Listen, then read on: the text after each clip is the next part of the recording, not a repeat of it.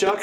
Welcome to Yachting USA. What a pleasure to be sitting with you today. Awesome. Thank you for having me. Really appreciate it. Look where we are. We're in Palm Beach. The Palm Beach Boat Show starts. It's gorgeous South Florida winter weather. Doesn't get better than this. Amazing. Tell me about the boat we're sitting on right now. We are on a 35 Piro Ocean Alexander, which debuted at this show last year. We actually sold hull 1. This is hull 2. Good stuff. And it's a really good collaboration between Giorgio Cassetta, a well-known Italian designer, and Ocean Alexander, a very well-known Eastern builder out of Kaohsiung, Taiwan. Yep.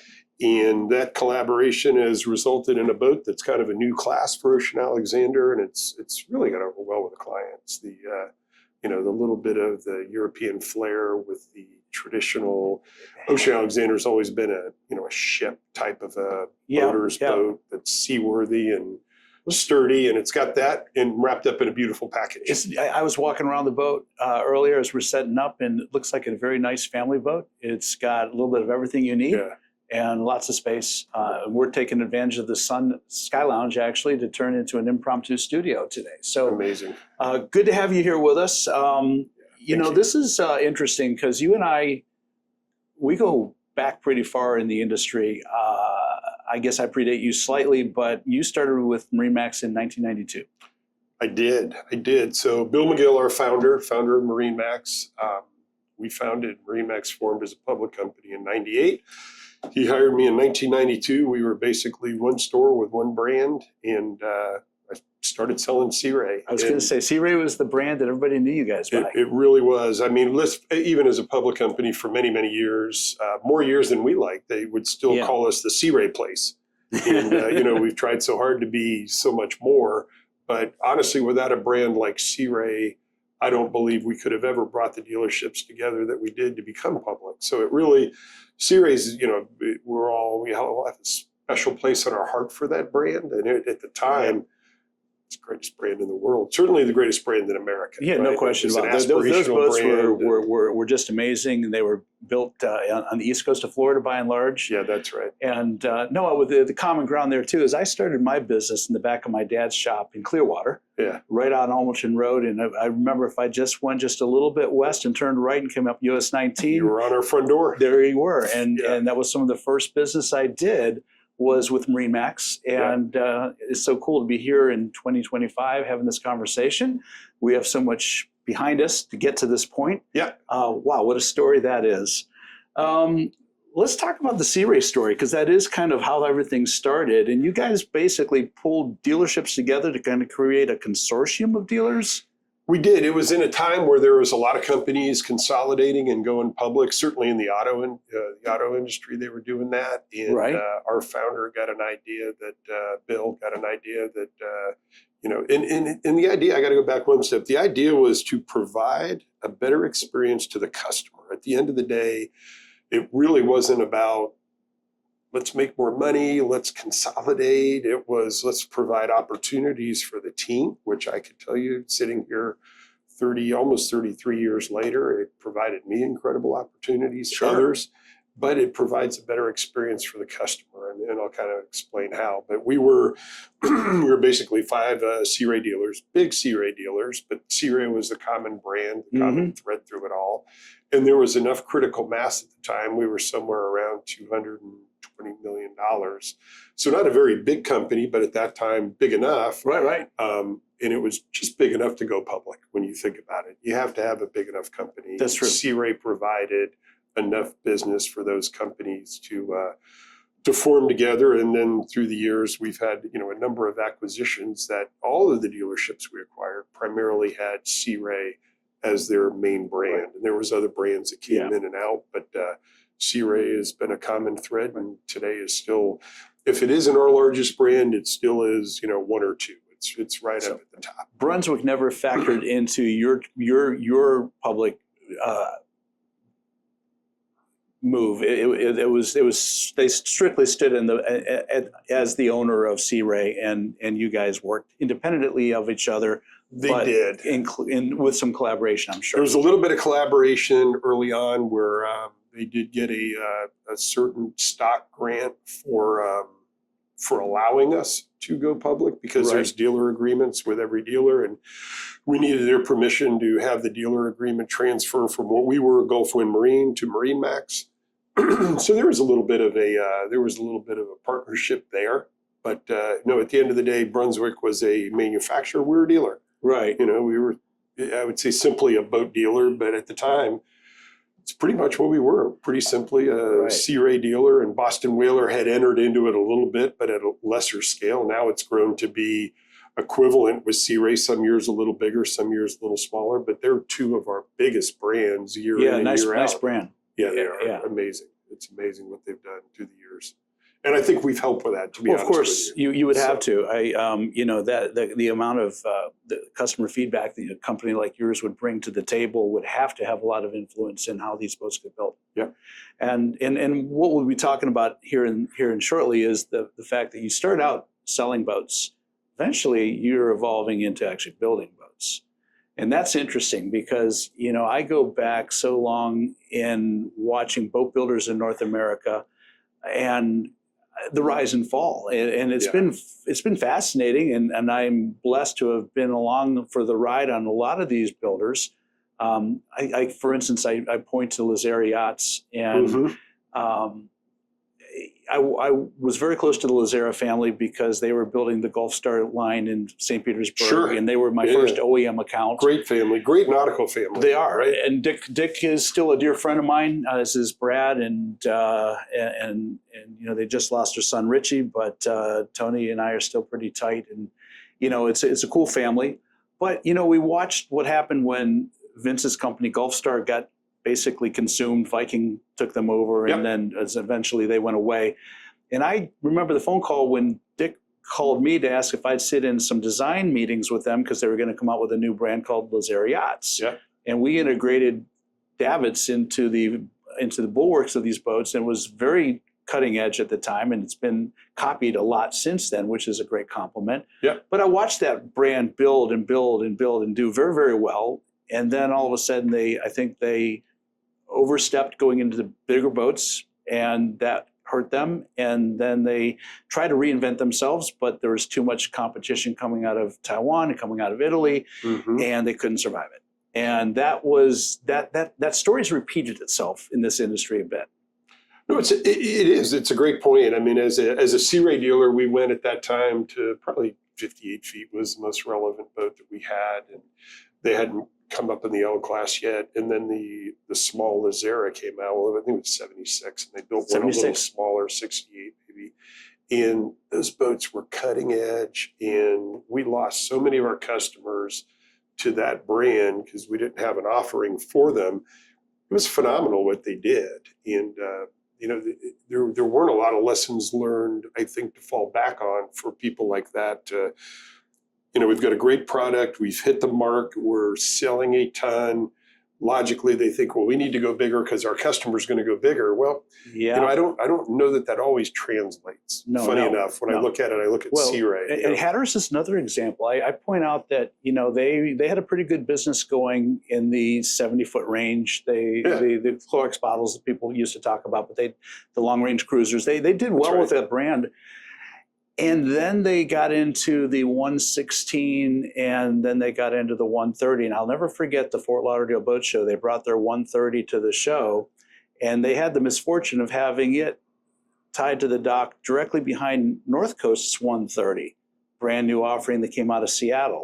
And so here are these two boats, identical size, and unfortunately, you could look at the two and see clearly one was a small boat manufacturer trying to build big, and the other one was a boat manufacturer that understood big boat building, had Jack Strin Naval Architects supporting them.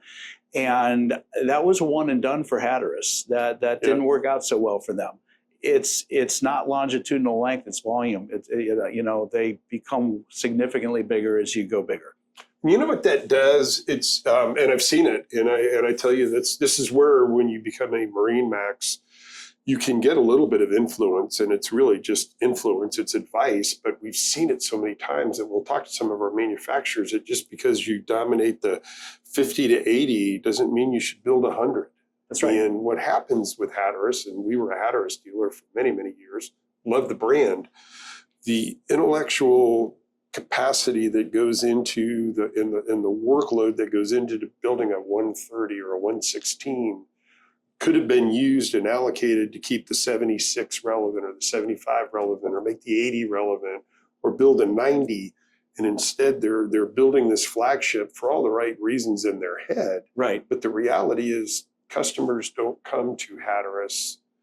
Again, I'll say this with a little bit of review. Hindsight is 2020. They don't come to them for that size boat. They come to them for a 70 and 80 and 90. And in that migration, where if you have patience and maybe you do sell a dozen 90s, then you've earned the right to sell 100, build 100. But you can't go from 75, 80 to 116, 133.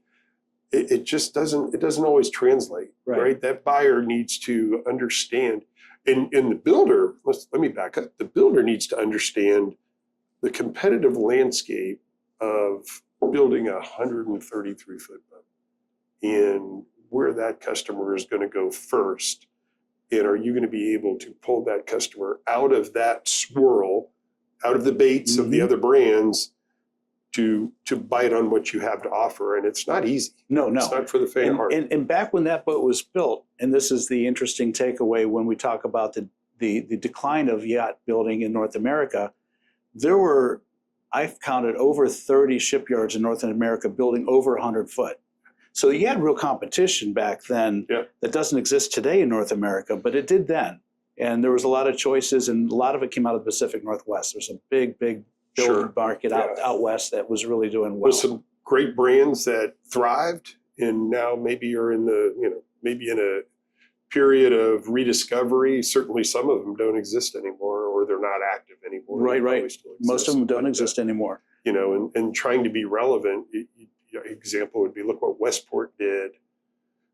Their 112, it had to be one of the most iconic boats, over 100 feet in the world, ever built, period, end of story.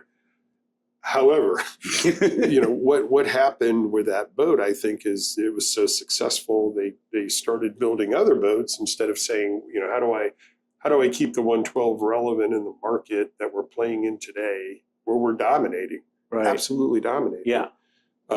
You chase a 40 meter, a 50 meter, and that takes all your team. Your team's focus goes there. You kind of lose sight, and maybe that's not what happened. Well, there's a lot of takeaways there. I'm pretty close to that shipyard as well because of the business we did and the relationship I enjoy with Gerald Wakefield, and of course you've got Schwest that bought the operation, and there was a decision made to not build on spec, which when you're in that 112 range, 117 or 125, if you don't have the product, the client's not likely going to wait to get it. And so there was some opportunity missed there. And then this is one of those tough parts of these conversations, Chuck, where we're sitting on an Ocean Alexander. And Ocean Alexander, Horizon, and a couple other brands have definitely taken a huge piece of the Westport market away. And then the question's begged, are we working in a level playing field? Because these are Chinese-built boats or Taiwanese-built boats. China would like to say they're Chinese-built boats. No doubt. Yeah. Taiwanese would say, no. Let's not make it Chinese. There'd be a massive tariff on it. That would. There you go. And so I'm not going to go on the record saying I'm pro-tariff or not, but I am pro-American boater, pro-American Yachting USA podcast, after all.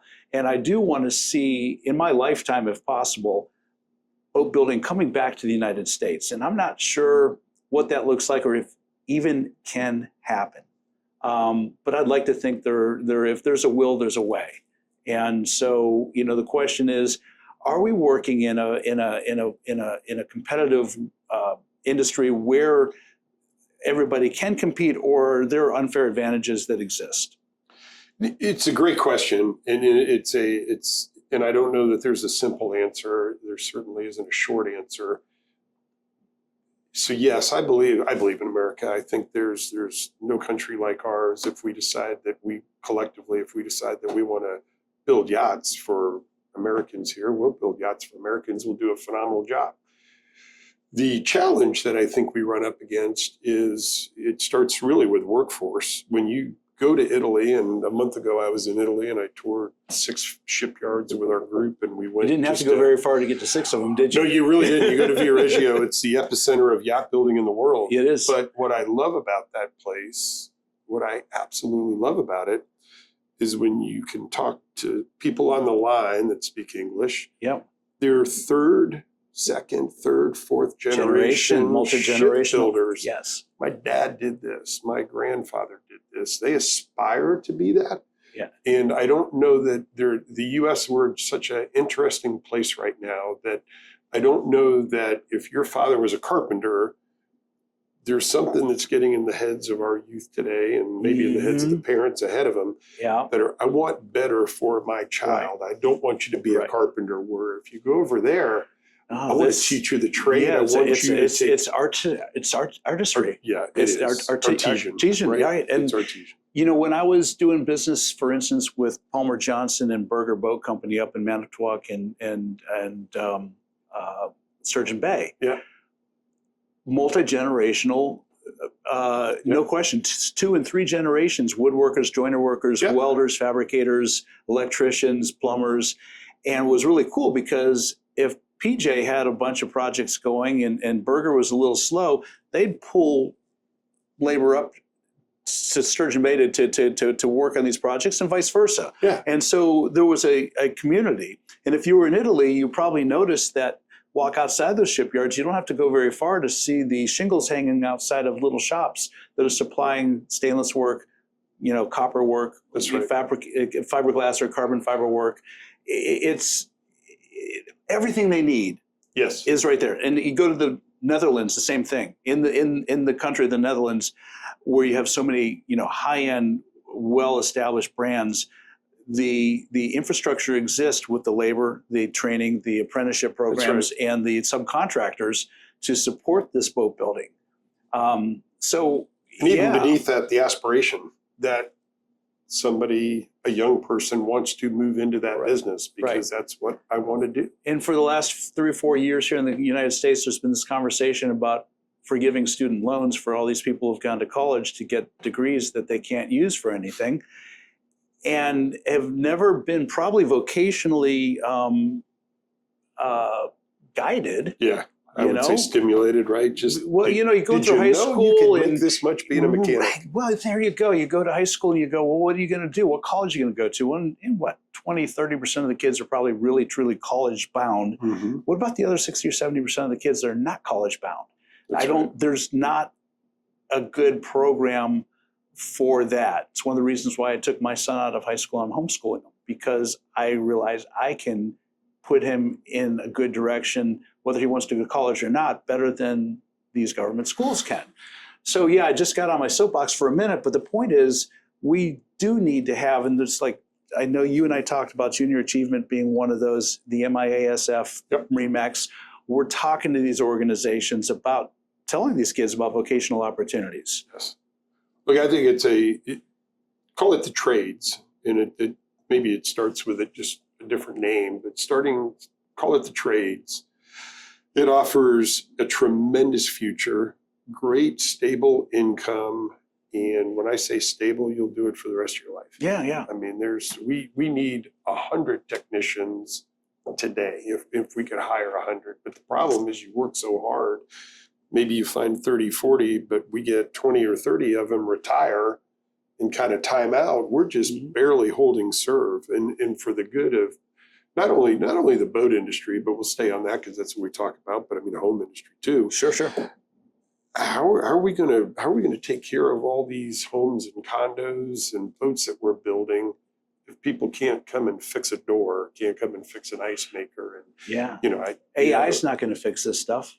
No, that's right. That's right. You know, I had an ice maker at the house the other day, and they charged a $225 trip charge just to get there. And you gladly pay it because that's what you need to get it fixed. You want the ice. Well, that technician's making good money at this point, right? You know, or you hope they are. It's we're certainly not making there minimum is, and I wage. know what we pay our technicians. Our top technicians are making tremendous incomes, tremendous stable incomes. And it's good. Being a technician today is getting cleaner and cleaner with all the electronic products, and boats are generally kind of a clean environment anyway. They need to be. Yep. It is. It's something that we need to figure out, and I think that it really starts at the parents' level, because everybody starts out with got to go to college. Yeah. And you think about it, how many billions and billions, if not trillions, but billions for sure, of student debt did we forgive? Those people didn't want to go through that. I mean, forget what your political belief is or whether you should or you shouldn't. These people are living through massive debt, trying to make a better life for themselves, not able to figure it out because you can't even repay their loans. That's no life. No. Figure out. And if they had gone back in time a few years and realized that there was a different path they could take. Yeah. 100%. Yeah. And, 100%. Six-figure incomes, if you're sitting in these shipyards welding or, running piping and these types of things, you really can make a living wage, a strong 100% living wage. You can make that, right? Absolutely. And then, I think about some of our customer profiles. We have an awful lot of contractor, entrepreneur, developers that if you have that capacity, once you learn the trade from the ground up, then you can grow your business, build a business, and eventually become a customer. Yeah. No, that's the beauty of it. A couple rabbit holes here, and I think when we met briefly in Miami a month or so ago, the conversation started around acquisitions and some of my experience. And coming out of that, I realized that your story is more interesting. So I'm not even going to go down that path per se, but I have been paying attention to MarineMax's acquisitions and what you guys have done. And I'm looking forward to your perspective on all this, because I've watched M&As happening in our industry for the last number of years. And I guess perspective I bring is when I got into the business, this was a cottage industry. These are mom and pop shops by and large, a lot of passion about building boat or welding two pieces of metal together or whatever that looks like. They happened, the money, the income was like the byproduct of doing what they wanted to do because it was either a family thing or with a passion what they've got. And so I look at some of the M&As that have been happening and I ask the question, good for the industry, question mark. Not making a statement one way or another, but do we sterilize the industry with spreadsheets and responsibilities to shareholders, or is there a way to do this and keep the passion and keep the love and make it good for everybody? It's a great question. I would say good for the industry, exclamation, question mark. Because there's no easy answer, and I promise it'll depend on your vantage point. So passion, you think about our industry, I don't know that you get into the boat industry, into the marine industry if you don't have passion for it. So start with that. Our founder, Bill, is one of the most passionate guys I've ever met. He was unwaverable with his passion, his desire to take care of the customer and provide a unique, just irreplaceable experience. And I think that's translated into the company, right? So yes. I would say I'm a very passionate person, not only for my company, because I am for sure, right? And now I'm trying to stretch out a little bit into the industry, because I think that, one of the gifts that you get when you become our size, even though we're called a micro cap in the world, right. In the marine industry, we're pretty big. Having the honor of having a voice, I like that, spread the passion, right? Everything we do is about better customer service, take care of the team, take care of the customer. Everything else takes care of itself. So I'm not a huge spreadsheet guy, although our company, we certainly have solid financials. We have plenty of spreadsheets. We don't run our business off a spreadsheet, right? We have data for sure. And in today's world, if you don't have data, quite honestly, you are going backwards, right? That will help you make good decisions. But at the end of the day, it's still about the people, it's still about the passion that those people bring every single day. And, so I think the future of the industry is good because you don't stay in it unless you have some passion. You just won't meet anybody that's in our business that doesn't have passion. By and large, I totally agree with that. Right? Absolutely. You'll meet somebody and you're like, I don't know that I'm going to see you in a couple of years. Smart person, great education, great background, good head on their shoulders, good decision maker. But if you don't have passion, you don't make it. Right. I mean, it just, right. Quite honestly, there could be easier ways to go channel all that energy. Well, you are dealing with people's play toys, you know, and things the most illogical thing you'll ever buy. Right. Yeah. Nobody needs this, but we're here, and it's a continual growing industry. I watched and observed recently a M&A just happened, and it's funny because it in my world, my perspective, it solved a problem that I thought I was witnessing with all the marina facility takeovers by Safe Harbor. Yeah. And my concern was, and I had a couple captains come to me, we're talking about putting together a refit roundtable later this year, and they talked about the corruption corridor, they called it. Their words, not mine. Mm-hmm. But I understand where they're coming from, and it was driven a lot by the lack of choice, or by the fact that all these marinas were all of a sudden coming under the same flag, and choices were being taken away, and services and experiences were being kind of reduced.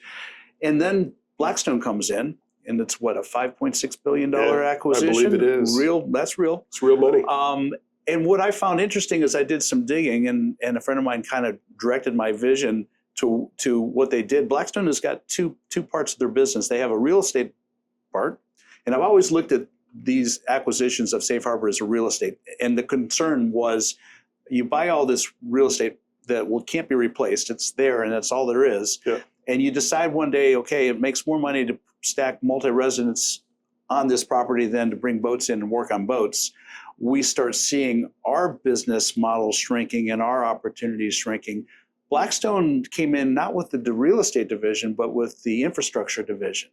And so what I'm told is that's a long vision, like port facilities and airports and train rail systems and highways. That gives me a little more optimism that they're looking at their acquisition as a long-term piece, and not a flip the real estate deal and make some money tomorrow and out the day after. Yeah, you would hope so, right? I mean, what they've acquired are some pretty special properties that, look, we have a lot of waterfront properties, a lot of marinas. Best case use of land would almost always lean into development. We've never bought anything thinking that, hey, if we don't like this in 20 years, let's sell it to a developer. Mm-hmm. I did understand that the infrastructure aspect of it came with a lower cost of funds. Oh, is that true? Which is kind of nice that hey, it takes a little bit of the bite out of $5.6 billion. It's a lot of cash. That's a lot of, alternatively, it's a lot of debt. So, right. However that works out for them, and again, I had just heard that. No, it's great, right? It's, I do think capable, stable, proper ownership is better than ownership that is subject to the whims of succession in a family where, look, a lot of our acquisitions that the patriarch said no. Mm-hmm. And then the patriarch gets to the end of the road and realizes that maybe the kids don't want to do it, or, right. In some cases maybe aren't as capable. But the reality is maybe they don't want to do it. Didn't have the interest. Hey, right. Now I want to sell my business. It's, that's one of the neat things about our business is it's, when you think about it, it's so generational, but you hope that the next generation steps up. And as they don't, some of these very unique, irreplaceable waterfront facilities come available, and it is a nice monetization moment, no question, for the owner. But now you hope that it falls into the hands of a good steward, because slips are hard to find. Oh, they are. Really, really hard to find. Yards are hard to find. Yards are hard to run. It isn't easy. It's not for the faint of heart. And it would be easier to flip it and put up a 50-story building and take that big check. But it doesn't seem to be what they want, and I hope it isn't. Me too. Because we've acquired a fair amount of marinas, and I can tell you it never enters into our conversation. We're looking for stickiness with a customer. Right. We want our customer to, buy a boat from us, service with us, and, visit our marinas. Good segue. You bought IGY. Yep. And great marina facilities, and cool company. I know a lot of people in the organization.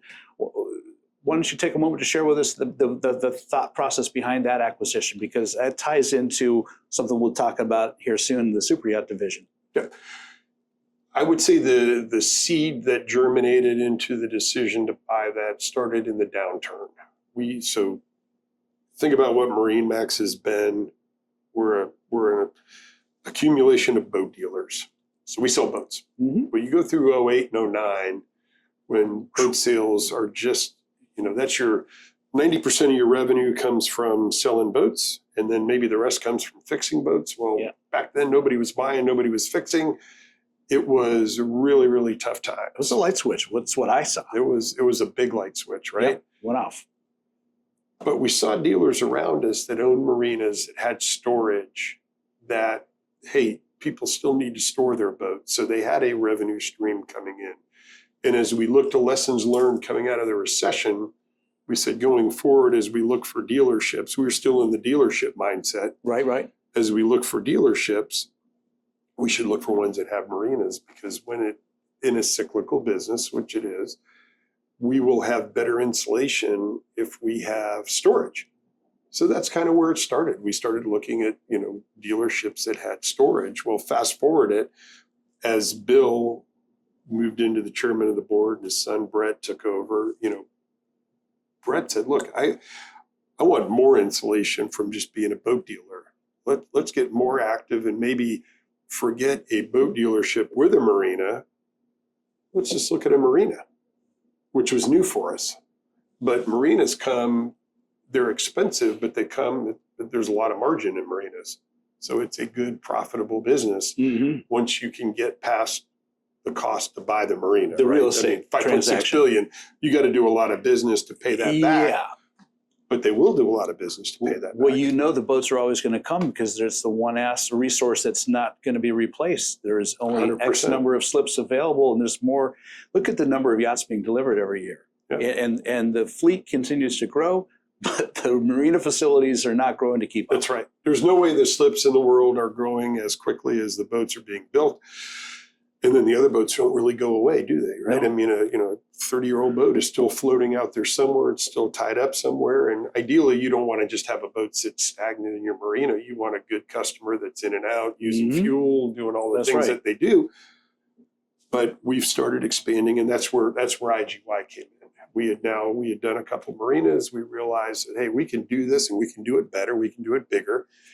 And they had accumulated a really nice portfolio of marinas in areas that we couldn't pass it up. So we chased it and got it, and we're very happy with it. It's so now, and it'll segue into the superyacht side of our business. So we have these great marinas all over the world, and now we have a superyacht entity that should frequent those marinas.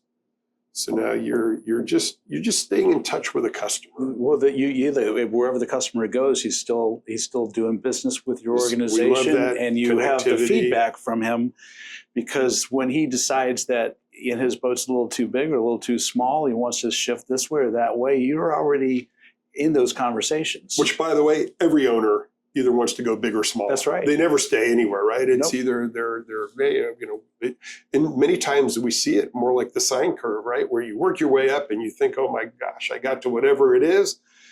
Your life changes. I still want a boat, but maybe I don't want the big boat. You go to a small boat, and then your life changes again. We go back to the big boat. We just want to be part of it. Yeah, at the end of the day. It was, and I suspect that's why Fraser came into the fold, and then shortly thereafter, Northrop and Johnson. We always wanted to be in that segment.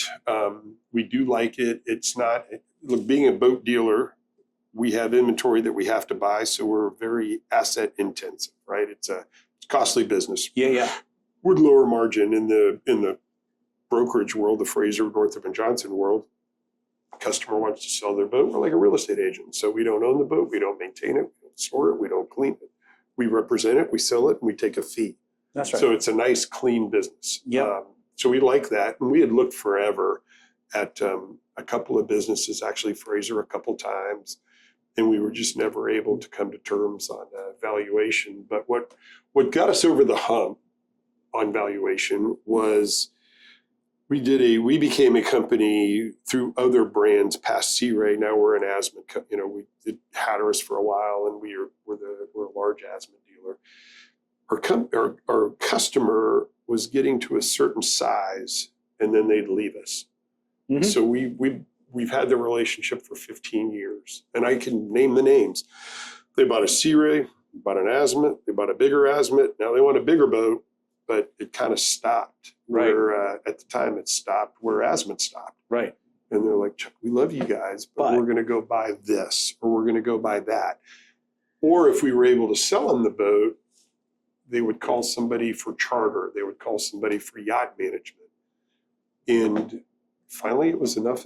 Enough was enough. We said, hey, we need to be in that. We need to be relevant. And we had tried to grow it organically.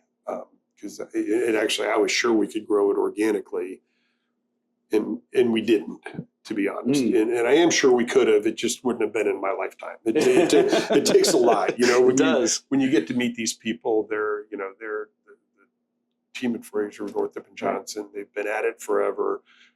Passion, their world experience in that arena.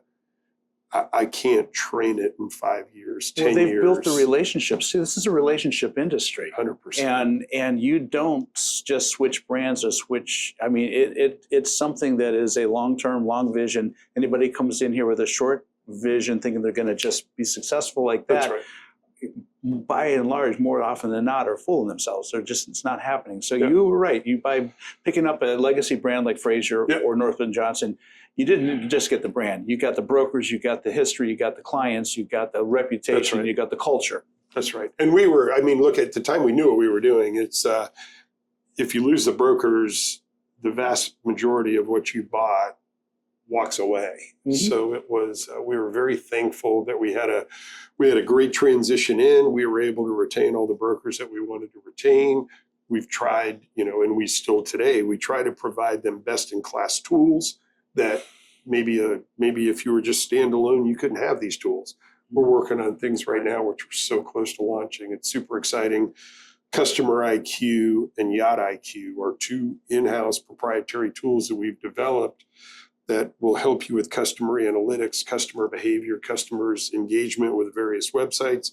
And then Yacht IQ is all the intelligence around the yachts that our brokers will have on their fingertips. Wow. That no standalone company could build. But when you combine a couple with the backing of MarineMax, we can afford to invest in that technology because we can spread it out over 10,000 boats. Right. Between our new boats and our used and brokerage. Right? Is this something that's coming out soon? Yeah, very, very soon. Very soon. Cool. So we're Customer IQ. We've launched it in certain segments. Yacht IQ, we've launched it in certain. It's not universally launched because you want to be careful with something like this. You don't want to, sure. You don't want to pull a lever that doesn't work. But we're past the beta testing. We're now real world testing it at a couple locations. In our call it 70 rooftops, we have stores that are technologically more advanced than others. So the ones that are the early adopters of technology, right? They're kind of beta testing this for you guys. They're getting it out, and I would say we're 60 days in customer and 6 months on Yacht IQ, and wow, it'll be super exciting for our team to have a benefit, of course, because that's what it's all about. You need to find that edge. It's never, and I've said it so many times, and I promise I believe it. It's not about being the biggest by any stretch. You have to be the best, or all you are is the biggest. Yeah. I mean, so many companies that were the biggest of everything have failed because they weren't the best. Right. So we want to be the best. It's reinvention. Size will take care of itself. Yeah, reinvention. It's you can't sit on your hands. You've got to innovate. No, that's right. and listen to what the client wants and be able to provide, or in this case, your people. Give them 100%. the tools they need to do the best job they can do for you.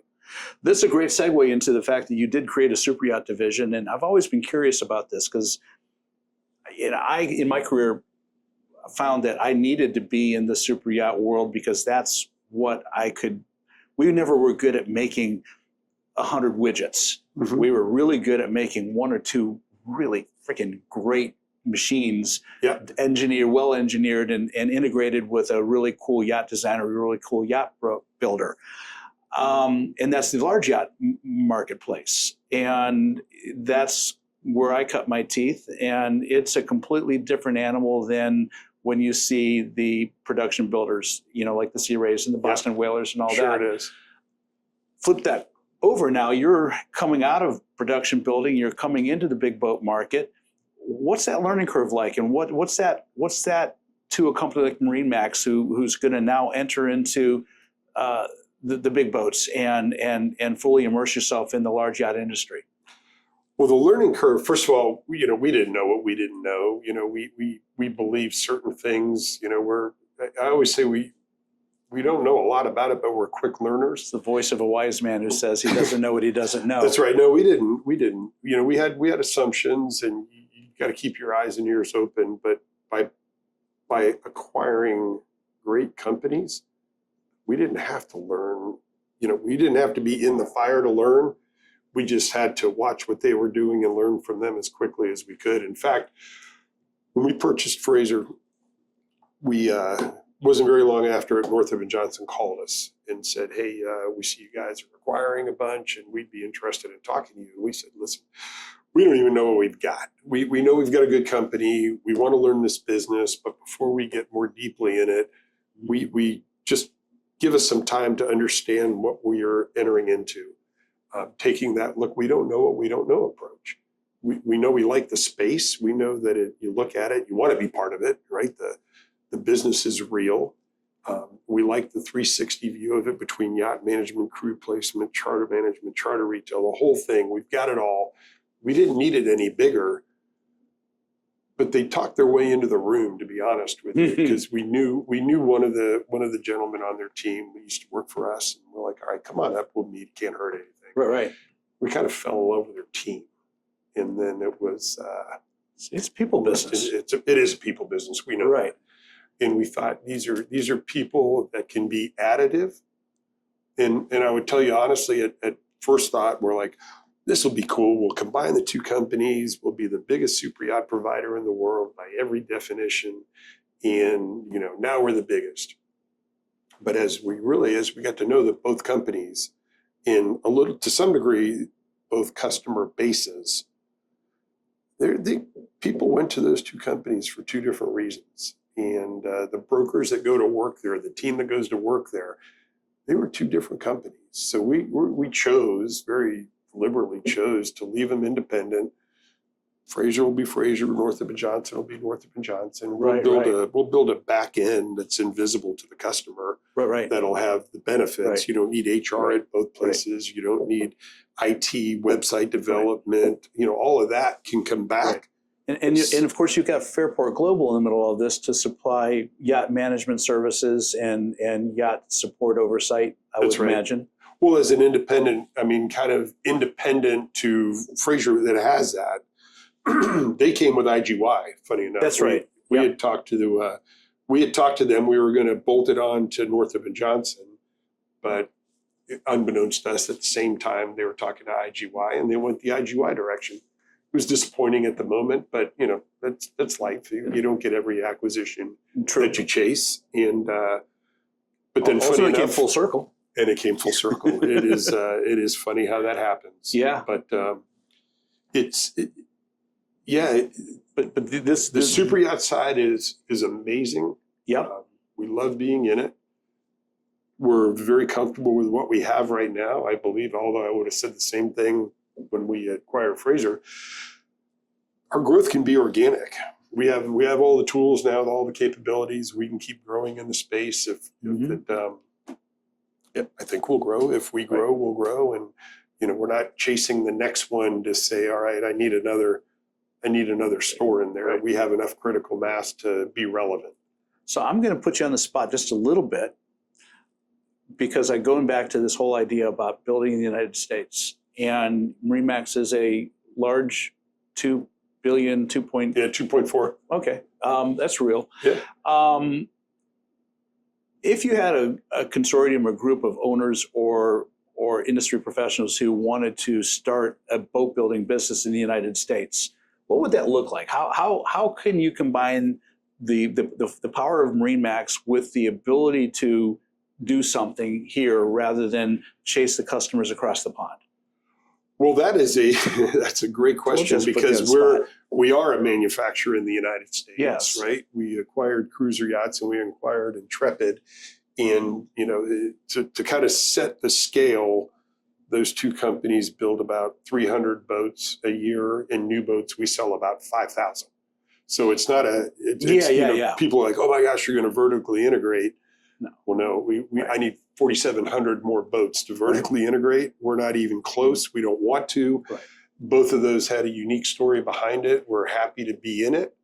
But I will tell you that my DNA, I know how to sell them a lot more than we know how to build them. Right. And we have the greatest people that are running those companies that are helping us build them. But man, manufacturing is it's tough. Well, so what would I say? I was just going to say too. I don't know what I'd say. Okay. I'd say if you build a really good one, I'd like to be your dealer. I don't know that I would,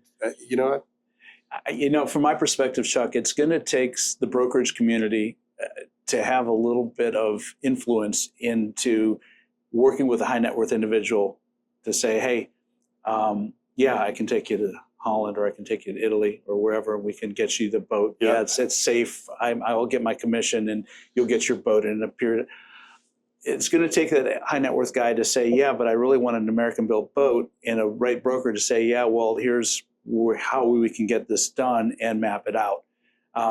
Because well-known, maybe not so well-known secret, margins in building boats really small. Well, margins selling boats too, right? I mean, there's a lot of, and it's not the margin, and I'll say this, it's not the margin, it's the costs, which ultimately the gross margin is not bad, but it's just very expensive to realize that gross margin. So at the end of the day, your net profit at the bottom is, it's probably slimmer than you would like. You don't have to have too many hiccups to all of a sudden see that bottom line really become stressed. No, it really is. And if you make a mistake as a builder, just think about a warranty claim on a boat. Mm-hmm. God forbid, you make a big mistake, it's catastrophic. Yeah. I mean, honestly, I believe it's why Sea Ray's out of the yachts. They were the number one yacht manufacturer in the United States, but they built some complicated yachts that they didn't make enough money, and then they had some warranty on it, and they're like, we're out of this. Yeah, it's too much. We don't need this. Well, like I said at the beginning of this conversation, I got in this business, there was over 45 builders in North America. List 5 or 6 left, so that's a lot of bad stories are repeated, because really at the end of the day, there's a lot of effort with not a lot of, profit coming back from that. Now, I will tell you the timeliness of this conversation. You could add a word to it that could be an influencer in the future, and that'd be tariff. So yes. if you tariff boats, that could do exactly what tariffs are supposed to do.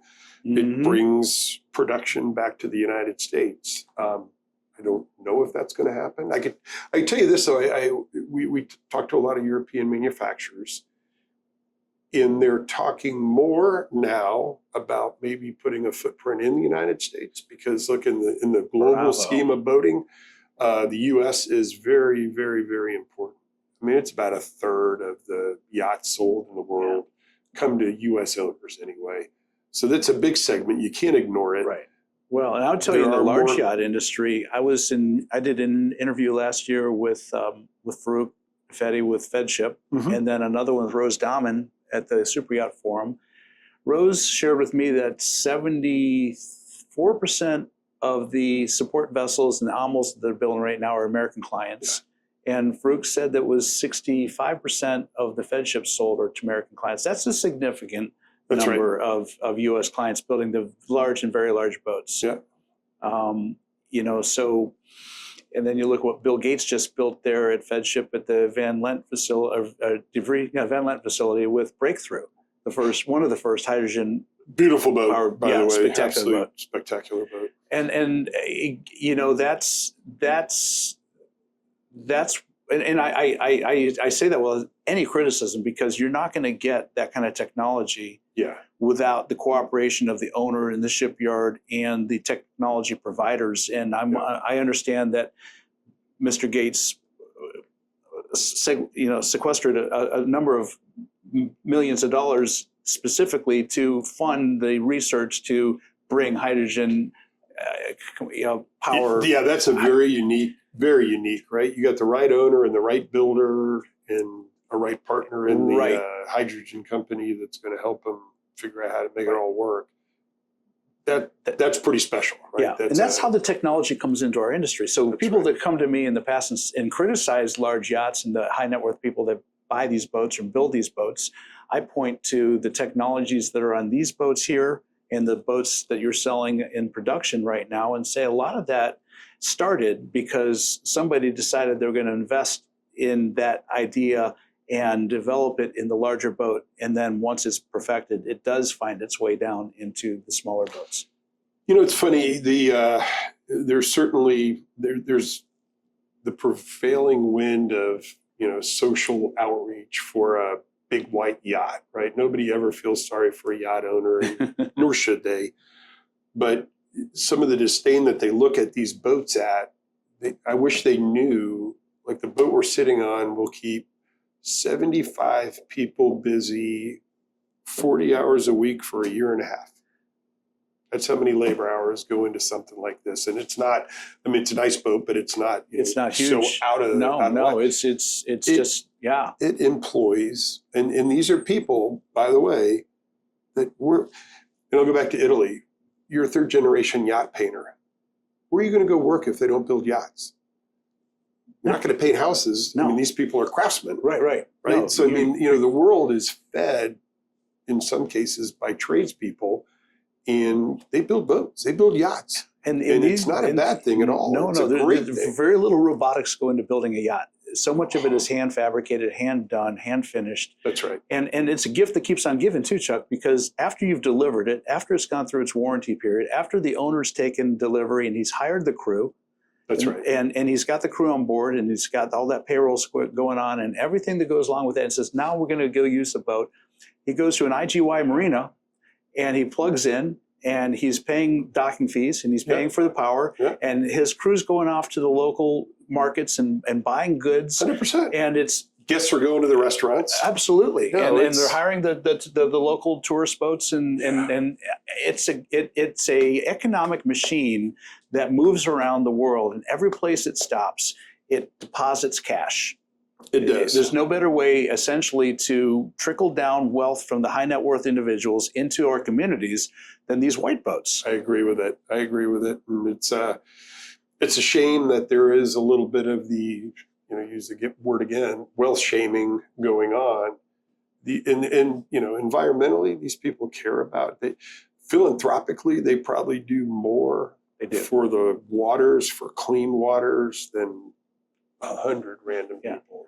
They really do care about the environment. It's interesting you bring that up, because as we close this conversation here soon, I point out that I have been supportive and work with the International Seakeeper Society. Mm-hmm. Wonderful organization. Great organization. And one of the things that they do, and one of the things I help to facilitate whenever and wherever I can, is to bring scientists and universities to these yacht owners. These owners are taking these beautiful vessels to the far reaches of the world. And when these owners understand that they have the opportunity to accommodate and bring on scientists or students that are doing their thesis or their final works towards their degree program,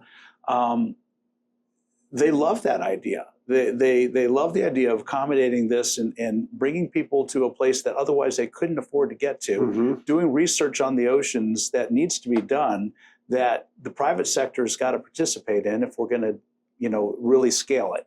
Yeah. And so, again, when you look around this venue we're in right now with all these yachts surrounding us at the Palm Beach Boat Show, and realize that there's so many ways that this industry can give back and support, I think it's a shame that we don't do a better job expressing the benefits that we do bring to our society through this distribution of wealth and this love we have of boating and yachting. Well, that would be a great segue to a finish for sure, and I'll just add to it. You look back to Steve Jobs was a great boat owner, Paul Allen. Paul Allen, yeah. Paul Allen. His fleet and what he did for worldwide environmental research by donating his boats out there. Yeah. It was, you couldn't have never done it. You couldn't have done it because he had boats and he had the appetite to do it. Right. Where I'm going to put you on a $40 million vessel. You're going to go out into the far remotes and you're going to, take it for a month or two, do your research and then come back. Right, really amazing. Yeah, his boat Octopus with that built-in submarine pen and the way he utilized that, John Pinderwhite's program that he was working with Paul Allen was just so powerful. And he's just one of many. I mean, that's right. There are others that, Gene Machine that's here at the show, they do some similar things. They get their boat out there and they do a bunch of research and they create a platform for others. I just saw, and I think you were in the same forum at Superyacht Forum in Amsterdam, where they talked about the #1 growing segment in yachts right now is expedition yachts. That's right. They're growing faster than anything, which really, to me, kind of warms my heart that, these are people that are trying to get away from marinas. They're trying to get out there and be self-contained, and they're looking for ways to get out and connect with the environment in its most natural form. So COVID did that for us. Cool. Yeah, that turned on a lot of people to the opportunities of being on the water and away from people and being a little self-contained and all that, which is good. And of course, it was something you and I also have in common in our family boating.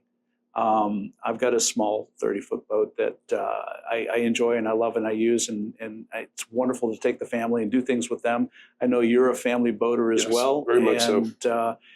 I think that's, at the end of the day, probably the most important part of this whole conversation is the fact that what's more important than family and what's more important than bringing our loved ones together and sharing a love of the ocean and the ability to be present. Agree with that. You're not on cell phones or gaming devices, and you're together on the ocean. And I think that's one of the most wonderful ways this industry pays us back. It's a blessing if you can grow up that way. I mean, I grew up on a 16-foot boat with a 65 horsepower engine that I'm telling you, it's as modest as a boat could be. But when you're on the water, looking back at the shore, the view's the same as if you were on the back of a yacht, right? Almost sounds like a Donzi Sweet 16. It was a scat craft. It was a tri-hull scat craft. Oh, wow. And it was, just modest. I mean, it's the size of, it's smaller than most tenders anymore. Right. But I didn't know that, right? I mean, I just knew I grew up on the water. I just grew up on the water. And like you said, the view is the same. The view is the same. Now, the amenities on the other side are all different, but I grew up a boater, and I have no doubt that early interaction with the water and that lifestyle, even though it was modest, is why I'm here. Right. At some point, something inside says I want to get up and go to work every single day in the boat industry. Well, I've got to tell you, Chuck, I've really admired over the last 3 decades what MarineMax has done. It's been interesting seeing it from a distance, not directly connected to it, but aware. And I just have to say, you should be very pleased and proud of what you guys have accomplished, because it's not easy. No, it's a tough assignment. No, we always say there's from a money standpoint, there's a lot of easier ways you can make money. But we're all passionate about boating. We really are. I mean, at the end of the day, we sit and we're like, take care of the customer, take care of the team, and everything else kind of takes care of itself. And it seems simple, but it works. And, part of the team we've learned, we used to hire really, not that we don't now, but we used to hire really smart people, and we'll teach them about boating. You got to love the water to be in our business and succeed. No question about it. You've got to love the water. So anymore we talk about, today what's kind of cool is you can go to somebody's Instagram and say, if there's no water in your background, you're not for us. Hey, I mean, think about it. It really is. I hate to say it. It's about that simple. Well, that at least for step one. No, that's real. You got to have a whole bunch of other qualifications, but let's just start with what do you look like in your life? And you go there and you go to mine, I probably only have 15 pictures, and I'm telling you 13 of them have water in the background. Yeah, and it wouldn't take a minute to figure out, wow, this guy likes to boat. No, then you can transfer it. Yeah, that's the whole thing. I love this. Well, Chuck, this has been a real pleasure. I look forward to sometime in the near future crossing paths again, having more conversations. Absolutely. And, you guys have got some exciting things coming up. I will, love to hear more about it as that comes together. Yeah. And, Yeah, let's keep this conversation going because again, I think we're in alignment with what we want. We want things good for our industry. We want things good for our own business here in the United States, recognizing it's a world industry and that we do business around the world and we welcome the business from around the world. I'll tell you, I'll leave you with this. Bill told me a couple days into my career, all boats rise with the tide. Yes. And it was hard. It took me years for me to really believe what he said, that because you wanted to, step on the throat of your competitors and you want to win. At the end of the day, the more we can do for the boating community, we'll get our share. Oh yeah. I don't need to worry about that. No. I use that same analogy. Rising tide floats all boats. Floats all boats. And it's really not about winning. It's a process of getting to where you want to go. That's all it is. And I am thrilled to be here with you today. Yeah. I hope you have a fantastic week here in Palm Beach. Likewise. And this is going to be a crazy week. I love it. I thrive on this kind of thing. Us too. And look forward to the future. Thank you. Thank you very much, Chuck. Right. It's been a pleasure. Until the next time, I'm out of here.